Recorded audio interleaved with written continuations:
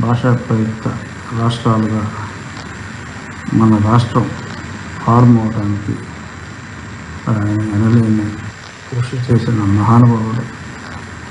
వారి 124వ జయంతి సందర్భంగా వారిని స్మరించుకున్నాం. వారికి నా ఘనాన్ని ఇవ్వాలి. ఇప్పుడు ఈ పర్టికులర్గా మరి నేనైతే రక్తబంధులు ఎలాంటి కార్యక్రమాలన్నీ ఎప్పుడో మానేశాను. కానీ నా గతంలో చెప్పినట్టుగా నా కేసు విషయంలో మంచి ప్రోగ్రెస్ ఉంది. ఏమి జరుగుతుంది, దాన్ని ఎలాగా అటు ఇటు తారుమారు చేద్దామని కొందరు అధికారులు,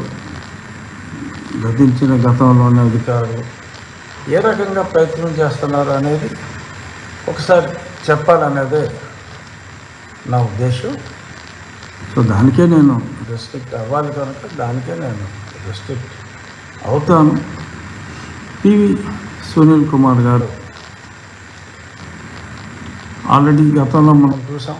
వారిని విదేశాలకు ఇష్టం వచ్చినట్టు తిరిగితే సస్పెన్షన్ చేయటం జరిగింది. మరి ఆ తరువాత కొన్ని కంప్లైంట్స్ కూడా నేను వివరణాత్మకంగా ఇవ్వటం జరిగింది.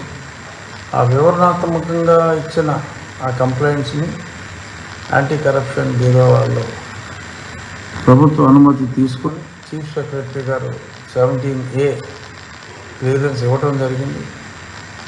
మరి నాకున్న సమాచారం మరి ఆ 17A ఇచ్చిన తర్వాత విచారణ జరుగుతున్నట్టుగా తెలిసింది. వేగవంతంగానా స్లోగానా అన్నది నాకు తెలియదు. కానీ 17A క్లియరెన్స్ ఇచ్చారంటే ఖచ్చితంగా అది వేగవంతమైన విచారణ అవుతుంది. ఆ వేగవంతమైన విచారణలో నేను ఏ అంశాలైతే కంప్లైంట్ రూపంలో ఇచ్చానో ఒకసారి ముఖ్యంగా ఎవరైతే చాలా టూ మచ్గా సునీల్ కుమార్ గారి గురించి అతిగా మాట్లాడుతున్నారో, అంటే ఈయన కూడా రెచ్చగొడుతూ ఉంటాడు. తెలంగాణలో ఎన్నికలానే రాజకీయాల్లో వచ్చిన ఒక మహానుభావులు ఉన్నారు. మరి ఆయన ఏదో మొన్న ట్వీట్ కూడా పెట్టాడు, నేను చూడాల. అసలు ఇవాళ ఈ మీడియాని అడ్రస్ చేయాలనుకునేది ఉద్దేశం కూడా అదే. ఆ తెలంగాణ ex-IPS ఆఫీసర్ గారు, ఈ ప్రస్తుత సస్పెండెడ్ ఆఫీసర్ గారి గురించి ఎలా గొంతు చించుకుంటున్నాడు, ఆయన ఎందుకు గొంతు చించుకుంటున్నాడు, అందులో ఈయన ప్రమేయం ఉందా, ఇంకెక్కడెక్కడ కొంతమంది స్థానిక కళాకారులని ఎలాగా ప్రోత్సహిస్తున్నారు, వాళ్ళు మరి నా గురించి ఏమేమి మాట్లాడుతున్నారు అనేది జస్ట్ బ్రీఫ్గా చర్చించాల్సిన అవసరం ఉంది కాబట్టి చెప్తున్నా. ఆర్ఎస్ ప్రవీణ్ కుమార్ గారు ట్వీట్ ఇచ్చాడు. ఏంట్రా అంటే, ఈయన డీజీపీ అయిపోతా అంట, అందుకని చెప్పి డీజీపీ అవ్వకుండా చేయడానికి ఈయన్ని సస్పెండ్ చేశారంట. డీజీపీ అవ్వకుండా ఉండాలంటే సస్పెండే చేయాలా ప్రవీణ్ కుమార్ గారు? అసలు వాడరా మీకు ఉన్నదని? ఇప్పుడు that is the description of the Andhra Pradesh chief minister. కేంద్రానికి 6 పేర్లు పంపుతారు, వాళ్ళు అందులో 3 పేర్లు పంపుతారు. ఆ ముగ్గురులో ఒకరిని సెలెక్ట్ చేసుకోమంటారు. ఒక్క పేరే సెలెక్ట్ చేయరు కదా యూపీఎస్సీ. ఈయన ఎలా వచ్చేస్తాడు, ఈయనకి ఏదో అన్యాయం జరిగిందని ఏ బేసిస్లో మాట్లాడతారు. సో బహుశా మీకు కూడా ఈయన ఎంతటి ఘనాపాటో తెలిసి ఉండకపోవచ్చు, లేదు ఇద్దరు ఘనాపాటలేమో నాకు తెలియదు. మీరైతే మంచోళ్ళని నేను అనుకుంటున్నా, అనేది రాంగ్. బట్ ఇంకా ఏమో మీరు మంచోళ్ళేమో అని అనుమానం అయితే నాకు ఉంది. అది లేదు అలాంటి అనుమానాలు ఏమి పెట్టుకోవద్దు, మేమంతా ఒకే టైప్ అని మీరు అనుకుంటే okay, I can't help it. ఇప్పుడు విషయాన్ని వస్తున్నాను. పివి సునీల్ కుమార్ గారు ₹1 కోటి కావాలి అని అప్పుడు రాష్ట్ర ప్రభుత్వం ముఖ్యమంత్రి జగన్మోహన్ రెడ్డి గారికి నాకు 1 కోటి కావాలి. ఆ 1 కోటి ఎందుకంటే ఇద్దరు ఉన్నారు, అందులో ఒకడు తులసి, ఇంకో పేరు, వీళ్ళిద్దరూ మా లీగల్గా నియమించుకున్నాం. ఎందుకు వీళ్ళ పర్పస్ అంటే ఏదో కొన్ని కేసులు ఉన్నాయి, ఆ కేసుల్లో హైకోర్టులో రిప్రజెంట్ చేయాలి, హైకోర్టులో ట్రయల్లో పాల్గొవాలి. అంటే హైకోర్టులో ట్రయల్ ఉండదు, వేరే విషయం. కానీ హైకోర్టులో ట్రయల్లో పాల్గొవాలి. అలాగే సుప్రీంకోర్టు కూడా మరి లాయర్లతో సీనియర్లను ఎంగేజ్ చేయాలి. ఇటువంటి కార్యక్రమాలన్నీ చూడటానికి ఒక ఇద్దరు మెరికల్ లాంటి లాయర్లని ఎంగేజ్ చేసుకున్నాం. ఒక కోర్టు కొట్టండి అని అడిగితే కొట్టేది బాగున్నాడు జగన్మోహన్ రెడ్డి గారు. ఇది కొట్టేది దాన్ని ఏంటంటే మరి తులసిబాబు ఒక 48 లక్షలు అతని పేరు మీద ఒక చెక్ ఇచ్చాడు ఒకే రోజు. అందులో నా కేసు కూడా ఉందట. అతను ఎప్పుడు అసలు అప్పటికి గతంలో ఒకసారి చెప్పా, తులసిబాబు లాయరే కాదు, అతనికి రిజిస్ట్రేషనే లేదు. ఆ తర్వాత ఎప్పుడుకో రిజిస్ట్రేషన్ అయ్యింది. ఇక రెండో క్యాండిడేట్ ఉన్నాడు చూశారు, అతని అడ్రస్సే లేదు. ఆ పేరు గల వ్యక్తి ఉన్నాడో లేదో తెలియదు. లాయర్ లిస్టులో మటుకు ఆ పేరు లేదు ఎక్కడ. సో ఒక ఫిక్టీషియస్ క్యారెక్టర్ని సృష్టించాడా లేదు, ఆ క్యారెక్టర్ ఆ పేరు గల మనిషి ఉన్నాడు, కానీ అతనికి ఆ డిగ్రీకి కానీ అతనికి ఆ కోర్టుకి కానీ సంబంధం లేదు. తులసి మీద ఒక 48 లక్షలు, ఇంకో క్యాండిడేట్ మీద ఒక 52 లక్షలు ఆయన వాళ్ళ పేరు మీద ఇచ్చేశారు. ఇచ్చి పూర్తి చేసుకున్నట్టున్నాడు. ఎందుకంటే that is a big fraud. అసలు ఆ వ్యక్తులు లేరు. అది లేని ఒక వ్యక్తి అయితే అసలు లాయరే కాదు, ఇంకో వ్యక్తి అప్పటికి లాయర్ కాదు. మరి నాకున్న సమాచారం వరకు తులసిబాబు ఏమైనా నువ్వు లాయర్ అంటే నేను లాయర్ కాదు, ఎప్పుడు కోర్టుకు కూడా వెళ్ళలేదని చెప్పినట్టుగా తెలిసింది. సో మరి ఎప్పుడు కోర్టుకు వెళ్ళిన వ్యక్తికి లీగల్ ఫీజు అని ఎందుకు ఇచ్చారు అంటే బహుశా నా విషయంలో నన్ను బాధినందుకు, ఆర్కెస్ట్రా అంతా కండక్ట్ చేసినందుకు బాధల ఆర్కెస్ట్రా మరి ఇచ్చుండొచ్చు అమౌంట్. సో ఇదొకటి అయిందా. మరి ఇంకోటి ఆయన మీద ఉన్న కేసు, ఒక అకౌంట్ 9 లాజిక్ టెక్నాలజీస్ అని ప్రదీప్ అన్న ఆయన కంపెనీ పేరు మీద ఆయనకి ఐసిఐసిఐ బ్యాంకులో అకౌంట్ ఉంటే ఒక సెపరేట్ అకౌంట్ తులసిబాబు శిష్యుడితో ఒక అకౌంట్ ఓపెన్ చేయించారు.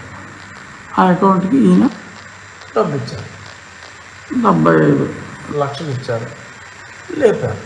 అందులోంచి ఎలా ఇచ్చారు, సిఐడి వాళ్ళు అతని అకౌంట్ ఐసిఐసిఐ బ్యాంకులో ఉంటే అద్దంకి తులసిబాబు నివాసం పక్కన దగ్గరలో అకౌంట్ ఓపెన్ చేశారు. ఎవరయ్యా అకౌంట్ ఓపెన్ చేసిందంటే తులసిబాబు ఆ రోజు మరి జైల్లో పెట్టాలి అని నిర్ణయించుకున్న తర్వాత మ్యాజిస్ట్రేట్ దగ్గరికి తీసుకెళ్తే ఆ మ్యాజిస్ట్రేట్ కోర్టు బయట ఏలాడుతున్న వ్యక్తే ఆ అకౌంట్ ఓపెన్ చేశాడు. సరే, తులసిబాబు గారికి గానాపాటి సునీల్ కుమార్ గారికి ఉన్న సంబంధం ప్రపంచం అంతా కూడా తెలుసు. ఎందుకంటే బయట దేశాల్లో కూడా వ్యాపారాలు చేశారు కాబట్టి రాష్ట్రంలో అందరికీ తెలుసు అతని పాత్ర ఏమిటో, అపరిమితమైన అతని పాత్ర ఏమిటో అందరికీ తెలుసు. సో అక్కడ ఆ అకౌంట్ ఓపెన్ చేశారు. తర్వాత అగ్రిగోల్డ్ అవి చాలామంది సాక్షి కూడా చెప్పారు. క్లియర్ కట్గా మరి సునీల్ కుమార్ గారి అజమాయిషీలో ఉండగా మరి ఆయన ముందు శాటిలైట్ పిక్చర్స్, తర్వాత శాటిలైట్ పిక్చర్స్లో పొల్లో కూడా మిగల్చకుండా ఎర్రచందనం మొత్తం ఆ కడప ప్రాంతంలో ఉన్న అగ్రిగోల్డ్ ఆస్తులన్నీ మరి ఆయన ఆస్తులలో, అంటే ఆస్తి భూమి అలాగే ఉంటుంది, భూమి మీద ఉన్న చెట్లన్నీ ఈయన లేపాడు. మరి ఏమీ వెరిఫై, ఇవన్నీ అఫ్కోర్స్ ఏసీబీ చూస్తున్నారు, క్లియర్గా శాటిలైట్ పిక్చర్స్ ఉన్నాయి. ఇతని కంట్రోల్లో ఉండగా ఆడేవాడో కొట్టేసాడంటే అవకాశం లేదు. కథల్లో కూడా ఒకసారి చెప్పారు, ఇతను పుష్పరాజు కూడా అని. సో మరి ఏ వీటి గురించి మాట్లాడకుండా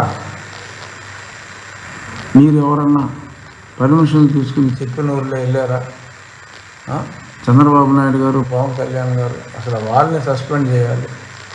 ఎవరు తెలంగాణ రిటైర్డ్ ఆఫీసరు, సారీ భయపడి పీకేస్తారన్న భయంతో రిజైన్ చేసిన ఆఫీసర్ మీరు ప్రవీణ్ కుమార్ గారు. మా ముఖ్యమంత్రి మా ఉప ముఖ్యమంత్రి గారుని సస్పెండ్ చేయాలా ఏంటి? వీళ్ళు ఫారెన్ వెళ్ళినప్పుడు సరిగ్గా చెప్పిన ఊళ్ళు కాకుండా ఎక్కడ తిరిగారన్నా భయపడచ్చు. ఏమని మాట్లాడతారు? దళితుడు తిరగకూడదా? అసలు ఎందుకంటే మీరు మాట్లాడితే ఆ కార్డులు చేస్తారు. అందరూ కలిసిమెలిసి అన్నదమ్ముల కన్నా అన్యోన్యంగా ఉంటున్నాం. దళిత సోదరులు మేము, మాకు ఎటువంటి పొరపచ్చాలు లేవు. మీరే తీసుకొచ్చి ఏదో లేనిపోయింది మాట్లాడేసి దళితుడు విమానం ఎక్కకూడదు అంటే పాత చెత్తగా ఇంకా మీరు రాజనాల నాగభూషణం ఆ టైం నుంచి ఇంకా అసలు మీరు బయట పడరా ప్రవీణ్ కుమార్ గారు? ఇంకా అదే భాష, దళితుడు విమానం ఎక్కకూడదు. పైలట్లే ఉన్నారు కొన్ని వందల మంది అభ్యుదయ భావాలు కలిగిన దళితులు. విమానం ఎక్కకూడదు ఏంటి? ఏం మాట్లాడుతున్నారు? మేము పక్క ఎంతో గౌరవిస్తున్నాం. మమ్మల్ని మించిన గౌరవం మా దళిత సోదరులకి ఇవ్వాలి. అందరం ఒకటే, అందరిదో ఒకటే రక్తం, అందరూ ఒకటే అని మేమందరం భావించి మాట్లాడుతూ ఉంటే మేము వేరు అని ఎందుకు మీరు మాట్లాడుతున్నారు? కలిసి ఉన్న వ్యక్తుల మధ్యన చిచ్చు ఎందుకు పెడుతున్నారు? ఆ గ్రామాలకు వచ్చి చూడండి, మేము ఎంత అన్యోన్యంగా ఉంటాం. అవన్నీ మానేసి మేము ఎక్కకూడదా? మేము డబ్బులు తినకూడదా? మేము డబ్బులు తిని విదేశాలకు వెళ్ళకూడదా? మా పిల్లలు అక్కడ చదువుకోకూడదా? ఎవరు కావద్దు చదువుకుంటారు. బట్ అధికారులకి కొన్ని బాధ్యతలు ఉంటాయని చెప్పి మన సర్వీస్ రూల్స్లో రాశారు. ఆ సర్వీస్ రూల్స్ ఫాలో అయితే అసలు ఎవడో ఒక ఉద్యోగస్తులు కూడా ఉన్నాడు, అందరినీ సస్పెండ్ చేయాలని మీరే మాట్లాడుతున్నారు. సర్వీస్ రూల్సే ఉండకూడదని ఎందుకు సర్వీస్లోకి వచ్చారండి మీరు? అంటే సర్వీస్ రూల్స్ బాగోలేదని ఇప్పుడు అందుకనే మీరు వాలంటరీ రిటైర్మెంట్ తీసుకున్నారా? సర్వీస్లో ఉంటూ సర్వీస్ రూల్స్ని కించపరుస్తారా? ఒక ఆఫీసర్ తప్పు చేశాడని చెప్పి ప్రభుత్వం సవివరంగా మరి సాక్ష్యాలు చూపిస్తే అనుమతి లేకుండా తిరుగుతున్నారంటే తిరుగుతారు. దళితులైతే తిరగకూడదా? దళితుడైనా ఏ కులం వాడైనా ఒకసారి ఐపీఎస్కి ఐఏఎస్కి వచ్చినప్పుడు రూల్స్ ఫాలో అవ్వాలి అని చెప్తాను. ఇప్పుడు నేను ఉపసభాపతి స్థానంలో ఉన్నాను. నేను ఫారెన్ ట్రావెల్ చేయాలంటే ఐ హ్యావ్ టు ఇన్ఫార్మ్. డబ్బులు ఎవరు ఖర్చుల మీద వెళ్తున్నానని చెప్తే ఎక్కడికి వెళ్తున్నాను అనేది నేను జిఏడికి రాయాలి, అప్రూవల్ తీసుకోవాలి. నా డబ్బులతో నేను వెళ్తున్నాను, నా ఇష్టం నేను వెళ్తానంటే నువ్వు ఎవరిని కూడా ఇవ్వాలి. నీకు ఎంత ఖర్చు అవుతుంది? అంత డబ్బు నీకు ఎక్కడి నుంచి వచ్చింది? ఒక ఎవరన్నా 5,000 రూపాయలు లంచం తీసుకుంటే వాళ్ళు అరెస్ట్ చేస్తారు కదా. వ్యాపారాలు వ్యవహారాలు మరి అన్ని ఫారెన్ ట్రిప్పులు అన్నప్పుడు ఓకే పర్మిషన్ తీసుకుని వెళ్ళాడు. పర్మిషన్ తీసుకుని వెళ్ళలేదు, ఒక ఊరికి తీసుకుని ఇంకో ఊరికి వెళ్ళాడు అని చెప్పి వివరణాత్మకంగా వివరణ అడిగితే అసలు అతను వివరణ ఇచ్చే ముందు నీ ఆడవాడే బాగుట్లా ఎందుకు ఊరికే ట్రీట్మెంట్ ఇటు ఎవడన్నా నిన్ను ఈయనేమని చెప్పి నిన్ను ప్రెషర్ పెడుతున్నాడా? సో సంయమనం పాటించండి. ఇంకా మీరంటే గౌరవం ఉంది, ఎందుకుందో నాకు తెలియదు కానీ ఉంది. పాడు చేసుకోవద్దమ్మా, పాడు చేసుకోవద్దు. మా ముఖ్యమంత్రి గారి మీద మా రాష్ట్ర అంటే మా ముఖ్యమంత్రి అంటే మా రాష్ట్ర ముఖ్యమంత్రి మీద ఉప ముఖ్యమంత్రి మీద మీ వాచాలత ప్రదర్శించటం మంచిది కాదు. త్వరలో ఇందులో అన్ని వివరాలతో ఇచ్చాం, అందులో అదే కన్ఫ్యూజన్ ఏం లేదు. ₹1 ఎవరికి ఇచ్చారో తెలుసు, వాళ్ళ లాయర్లు కాదని తెలుసు, అది ఎప్పుడు కోర్టు గుమ్మం ఎక్కలేదని తెలుసు. ఇచ్చాడంటే అలా ఇచ్చాడు.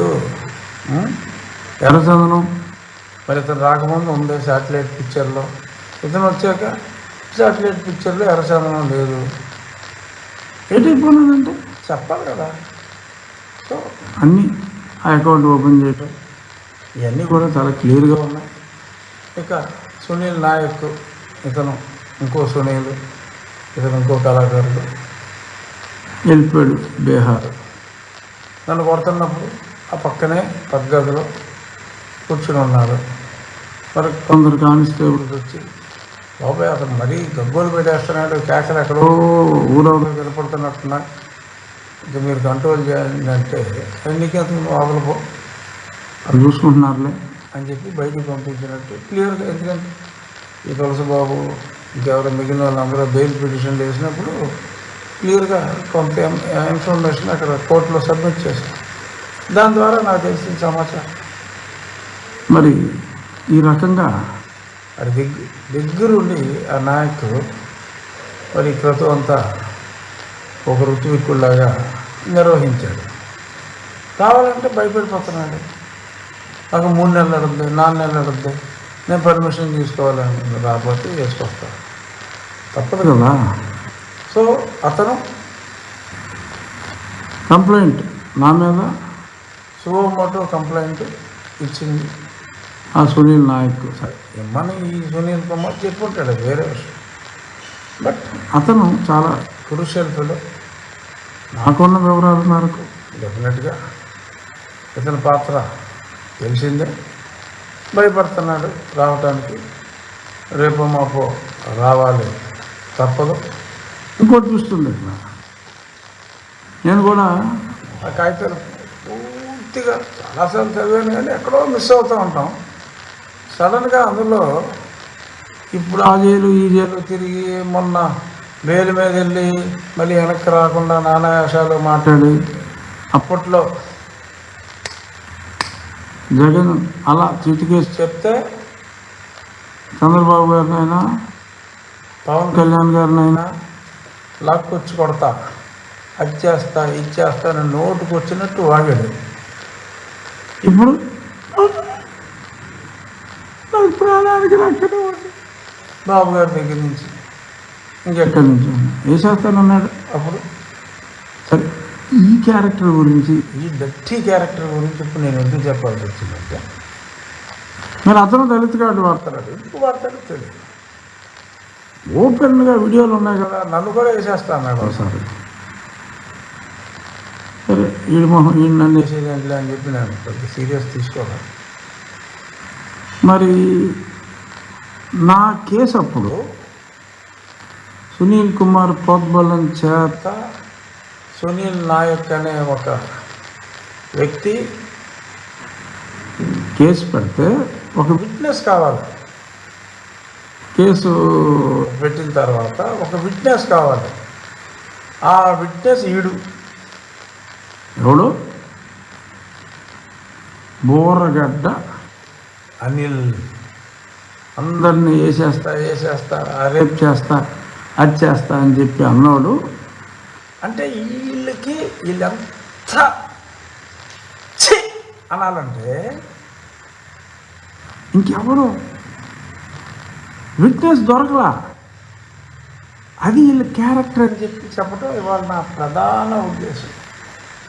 వీళ్ళు విట్నెస్ ఎవర్రా వీళ్ళు పెట్టిన కేసులో అంటే, ఈ పీటీ వారెంట్ల మీద అటు ఈ జైలు నుంచి ఆ జైలుకి, ఆ జైలు నుంచి ఈ జైలుకి పీటీ వారెంట్లలో పీటీ ఉష గారు పరిగెత్తి అంత వేగంతో పరిగెడుతున్నాడు కదా ఈడంట. ఈ బోరగడ్డ అనేది విట్నెస్. అప్పటికప్పుడు ఒక దొంగ ఎఫ్ఐఆర్ రేజ్ చేసి వెంటనే ముందే ఇక్కడికి నన్ను లేపేయడానికి జనాలను పంపి ఇదంతా ఈ డ్రామా చాలాసార్లు ఎక్స్ప్లెయిన్ చేశాను, మళ్ళీ రిపీట్ చేయను. కొత్త పాయింట్ ఏంటంటే, ఒక విట్నెస్ ఉండాలి కాబట్టి ఆ విట్నెస్ ఈ బోరగడ్డ అనిల్. ఈడంత వెధవో ఇప్పుడు చూస్తున్నాం మనం ఈ కోర్టు కేసుల్లో క్లియర్గా చూస్తున్నాం. ఇతన్ని పెట్టి మరి నన్ను విట్నెస్గా పెట్టారంటే ఆ కేసు ఎంత ఫేక్ కేసో చూడండి. ఎంతటి నోటి వాచాలత కలిగిన బోరగడ్డ అనేది. అంటే అతని కమ్యూనిటీ ఏంటో నాకు తెలియదు. బోరగడ్డ అనేది తెలుసుకోవాల్సిన అవసరం కూడా లేదు. బట్ అతని వ్యక్తిత్వం అందరూ చూశారు, అతని వాచాలతో అందరూ చూశారు. పవన్ కళ్యాణ్ గారు లాంటి పెద్ద మనిషి మీద, చంద్రబాబు నాయుడు గారు లాంటి మెత్తైన మనిషి మీద, సున్నితమైన వ్యక్తి మీద, లోకేష్ గారి మీద అతను మాట్లాడిన మాటలు నా మీద మాట్లాడేది అది నేను ఏం వెళ్తా ఉంటే కుక్క మురుగుతుందని చెప్పి కుక్క కేటగిరీలో అని తీసి పక్కన పడేశాను. కానీ వాడే విట్నెస్ అంట. నేను షాప్లో ఖాళీ సమయాల్లో ఎప్పుడైనా చూసేటప్పుడు దీంట్లో ఏదో అనిల్ అని ఉన్నట్టు ఇక్కడ అంటే అనిల్ అనే క్యారెక్టర్ విట్నెస్. సో వీళ్ళందరూ చేసిన కుట్రల్లో కలిసి చేసిన కుట్రలో భాగంగా సరే నన్ను అలాగా దారుణంగా హింసించారు. అది నేను వదలకుండా పోరాడుతున్నా. ఎందుకంటే నేను సభాపతిగా ఉండటం వేరు, కానీ ఎంపీగా ఉన్నప్పుడు కొట్టారు. ఇప్పుడు ఉపసభాపతిగా ఉండి కూడా నాకు నేను న్యాయం చేసుకోకపోతే వ్యవస్థల మీద ప్రజలందరికీ నమ్మకం పోతుంది. కాబట్టి నా ప్రయత్నం నేను చేస్తున్నాను. నూతన ప్రభుత్వం కూడా ఏదో నా కోసం అని కాదు, కానీ జనరల్గా చక్కటి ప్రభుత్వం కనుక తప్పు జరిగిన దాన్ని ఎలాగ సరిచేయాలి, నిజాలు బయటికి రావాలి అని అందరికీ ఎలా చేస్తున్నారో నాకు అలాగే చేస్తున్నారు తప్ప నాకేదో నేనేదో ఎమ్మెల్యేని 3-4 క్రితం ఉపసభాపతి అయ్యాననుకోండి, ఉపసభాపతిను కాదు, ప్రభుత్వం నిష్పక్షపాతంగా వ్యవహరిస్తాను. ఓకే, ప్రభుత్వం మరి అత్యంత వేగంగా అంటే ప్రొసీజర్స్ సిస్టమ్స్ ఉంటాయి కాబట్టి నడుస్తుంది, కేసు నడుస్తుంది, డెఫినెట్గా న్యాయం జరుగుతుంది. కానీ కొంతమంది బాబోయ్ సునీల్ అమాయకుడు, అమ్మోయ్ దళితుడి మీద ఇలా కేసులు పెడతారా అని అనవసరంగా అన్యోన్యంగా ఉంటున్న వారి మధ్యన అక్కర్లేని కార్డు తీసి కొన్ని వర్గాల వారిని రెచ్చగొట్టాలని చూస్తున్నారు. కాబట్టి వాళ్ళు ఏదో తెలియక నిజంగానే ఈ పివి సునీల్ కుమార్ని మహానుభావుడని పాపం ఆర్ఎస్ ప్రవీణ్ కుమార్ కూడా భ్రమించినట్టు ఇంకా చాలామంది ఇక్కడ భ్రమించి ఉండి అనుకుంటారని చెప్పి నేను ఈ తులసిబాబు వ్యవహారం, ఇంకో లాయర్కి ఇచ్చిన 52 లక్షల వ్యవహారం, లాయర్ పేరుతో ఇచ్చిన వ్యవహారం, మరి 75 లక్షలు 9 లాజిక్ టెక్నాలజీస్ మీద ఒక దొంగ అకౌంట్ ఓపెన్ చేసిన వ్యవహారం అన్ని ఎవిడెన్స్ లేదు. అలాగే మరి అగ్రిగోల్డ్ శాటిలైట్ మ్యాప్స్తో సహా చేసిన వ్యవహారం నాకు ఎందుకున్నాడు పొడిచేదంటే కుదరదమ్మా, నువ్వే ఉన్నావు మా పాటలో అన్ని వివరాలు అందరికీ తెలుసు. అగ్రిగోల్డ్ వాళ్ళు అడిగినా వాళ్ళ కళ్ళ ఎదురుగుండా కొట్టుకుపోతా ఉన్నా, కంప్లైంట్ ఇచ్చినా కూడా ఏమీ చేయలేని పరిస్థితి. So everybody knows everything. Enquiry going on. 17A clearance ఇచ్చారు. తప్పు చేస్తే రాజైనా, కమ్మైనా, రెడ్డి అయినా, దళితుడైనా ఒక్కటే. దళితుడికి ఒక న్యాయం, రాజు, రెడ్డి, కమ్మాలకు ఒక న్యాయం ఉండదు. ఆర్ఎస్ ప్రవీణ్ కుమార్ గారు మరి ఎలా ఇన్నాళ్ళు సర్వీస్లో ఉద్యోగం ఏం చేశారు, ఎందుకు చేశారు, ఎలా చేశారో నాకు తెలియదు. కులాన్ని బట్టి న్యాయం ఉంటుందండి. ఎందుకు అలాంటి మాటలు? సో దయచేసి మీ వాచాలత, ట్వీట్లు, పైగా జంబూకుడి అత్యోదంతం, జంబూక వధ అని కూడా మీ ట్వీట్లో మాట్లాడారు. సరే, జంబూకుడు కథ అనేది చూడండి అని కొటేషన్ అయినా జరిగిందో జరగలేదో తెలియని ఒక కథ రామాయణంలోని ఉత్తరాఖండలోని ఒక కథను తీసుకొచ్చి ఇప్పుడు ఇలాంటి అవినీతి ఆఫీసర్ని అతను చేసిన తప్పుల్ని రెడ్ హ్యాండెడ్గా ఇచ్చి దాని మీద యాక్షన్ తీసుకుంటూ ఉంటే ఒక కల్పిత గాథని పోస్ట్ రామాయణం వాల్మీకి రామాయణంలో లేని ప్రాచుర్యంలో ఉన్న ఒక కల్పిత గాథ అయిన ఆ జంబూక వధని ఇంతటి అవినీతి అధికారి మీద సాక్ష్యాధారాలతో ఇస్తే ఆ చేస్తున్న ఆ ఎంక్వైరీని జంబూకుని శ్రీరాముని చేతిలో మరణించాడని చెప్పబడుతున్న జంబూకుని వధ గురించి మీరు మాట్లాడటం చాలా జుగుప్సాకరంగా, అసహ్యంగా, దరిద్రంగా ఉందండి ప్రవీణ్ కుమార్ గారు. దయచేసి ఎందుకుందో ఇంకా మీ మీద అంటే మీకన్నా ఎటువంటి బ్యాడ్ క్యారెక్టర్ని చూసి మరి ఆ గౌరవం ఉందా, మరి లేకపోతే నిజంగానే మీరు అర్హులో నాకు తెలియదు, కానీ మీరంటే నాకు గౌరవం ఉంది. ఇంకా దయచేసి ఇటువంటి వారి నుంచి దూరంగా ఉంటే మీకు గౌరవంగా ఉంటుందని చెప్పి సవినయంగా మనవి చేసుకుంటూ దుష్టులకి దూరంగా ఉండండి. మీరు ఎన్ని ఉడతూపులు ఊపినా సేవింగ్ లెటర్సీ. ఇక ముగించే ముందు తులసిబాబు గురించి, మరి ఆయన హైకోర్టుకి వెళ్ళాడు, లోవర్ కోర్టుకి వెళ్ళకుండా పని చేసుకోమన్నారు. మళ్ళీ లోవర్ కోర్టుకి వెళ్ళాడు, పని చేసుకోమన్నారు. మళ్ళీ హైకోర్టుకు వస్తున్నారు ఆయన. చూద్దాం. ఇక రేపు మరి అప్పుడు తప్పుడు రిపోర్టులు, దొంగ రిపోర్టులు ఇచ్చిన డాక్టర్ ప్రభావతి గారు, మరి ఆవిడని గతంలో 4-5 నోటీసులు ఇస్తే కూడా వారు రాలేదు. సుప్రీంకోర్టులో టెంపరీగా మళ్ళీ విచారణ వచ్చే వరకు బెయిల్ అంటే అటుక్కడ నెక్స్ట్ డే వచ్చారు. సో దీన్ని బట్టి ఆవిడ కావాలని అవాయిడ్ చేసినట్టుగా కోఆపరేట్ చేయలేదని మరి అర్థమైంది. చూద్దాం. రేపు ఐటెం నెంబర్ 9 సుప్రీంకోర్టులో ఒక పర్టికులర్ బెంచ్లో, లాస్ట్ టైం వచ్చిన బెంచ్లో చూద్దాం. ఆవిడ అబద్ధాలని విశ్వసిస్తారా, నిజాలని విశ్వసిస్తారా, చూద్దాం ఏమవుతుందో. రేపు మధ్యాహ్నం కల్లా బహుశా పేపర్లో వస్తుంది. మరి ఆవిడ మాయ మాటలు విశ్వసిస్తారని నేనైతే అనుకోవటం లేదు. చూద్దాం ఏమవుతుందో. బట్ ఈలోపు